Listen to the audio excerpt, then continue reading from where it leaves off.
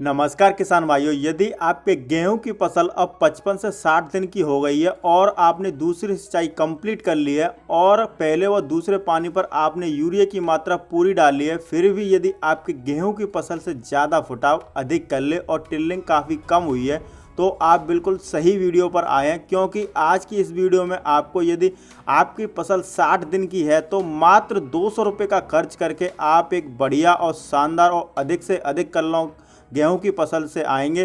तो दोस्तों, यदि आप हमारे चैनल पर पहली बार आए हैं तो कृपया करके चैनल को सब्सक्राइब कर लें, पास वाले बेल आइकन घंटे को प्रेस कर लें ताकि अगली वीडियो का नोटिफिकेशन मिल जाए। तो चलिए शुरू करते हैं। दोस्तों, पहले व दूसरे पानी लगाने पर भी आपके गेहूं की फसल में पीलापन है, गेहूं की ग्रोथ रुक चुकी है किसान भाइयों, तो आपको बिल्कुल भी घबराने की ज़रूरत नहीं है।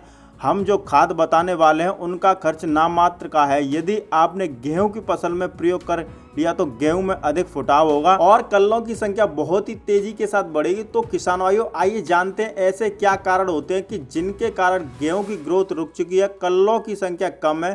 तो उनमें से एक कारण है कि गेहूं की फसल में पोषक तत्वों की कमी, क्योंकि किसान भाइयों सही समय पर सही खाद गेहूं की फसल में नहीं लगा पाते। इस कारणवश कि गेहूं की ग्रोथ रुक जाती है, कल्लों की संख्या काफ़ी कम हो जाती है। दूसरा कारण यह भी हो सकता है किसान भाइयों कि खेत में पर्याप्त मात्रा में नमी न होने के कारण भी पौधे की बढ़वार रुक जाती है, पौधा तनाव में हो जाता है। तीसरा कारण यह भी हो सकता है किसान भाइयों, यदि आपने खरपतवार नाशी का प्रयोग किया है गेहूं में तब भी हल्का पीलापन आ सकता है।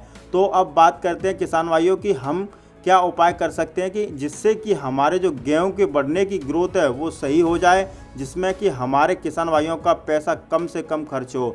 जिन उपायों को मैं इस वीडियो के माध्यम से आपको बताने जा रहा हूं, आप हमारे द्वारा बताए गए उपायों को करते हैं तो पौधे की ग्रोथ के साथ साथ पौधे में हरियाली आएगी, पौधे में अधिक से अधिक कल्लों का फुटाव होगा। तो सबसे पहले आपको लेना है किसान भाइयों मैग्नीशियम सल्फेट 1 किलो प्रति एकड़ के हिसाब से, और आपको लेना है जिंक सल्फेट 33% वाला 2 किलो, और इन दोनों के साथ आपको लेना है बोरॉन आपको किसान भाइयों लेना है 500 ग्राम पर एकड़ के हिसाब से पर्याप्त होता है। लगातार एक ही खेत में गेहूं की फसल करने से खेत में मैग्नीशियम सल्फेट की कमी देखी जाती है, तो आपको इन तीनों के साथ साथ मैग्नीज की भी जो मात्रा रखनी है वह आप 1 केजी प्रति एकड़। एक और महत्वपूर्ण चीज़, 1 से 2 लीटर भुने हुए चूने का साफ पानी इस्तेमाल करना है पर टंकी के हिसाब से। भुने हुए चूने के पानी में किसान भाइयों आपको इन्हें अलग अलग घोल कर लगभग 150 से 200 लीटर पानी में मिलाकर गेहूं की फसल पर स्प्रे करें।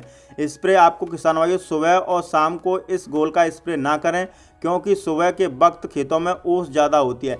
स्प्रे करने का सही समय की बात की जाए तो आप दोपहर के समय लगभग 12 बजे के बाद आप स्प्रे कर सकते हैं।